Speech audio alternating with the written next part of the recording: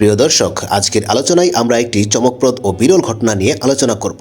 সম্প্রতি মধ্যপ্রাচ্যের মরুপ্রধান দেশ কুয়েত ও সৌদি আরবে তাপমাত্রা নেমে গেছে প্রায় 3 ডিগ্রি সেলসিয়াসে, যা এই অঞ্চলের জন্য অত্যন্ত অস্বাভাবিক।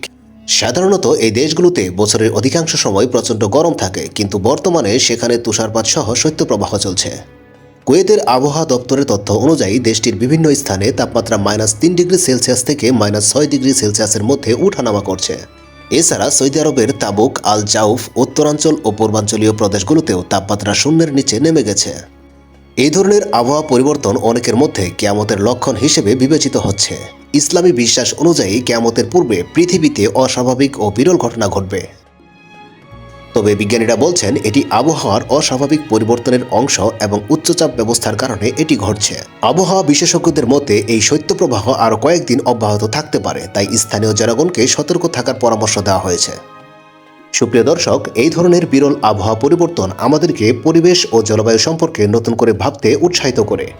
পরিবেশের প্রতি আমাদের দায়িত্বশীল আচরণই পারে ভবিষ্যতে এই ধরনের অস্বাভাবিক পরিস্থিতি থেকে রক্ষা করতে।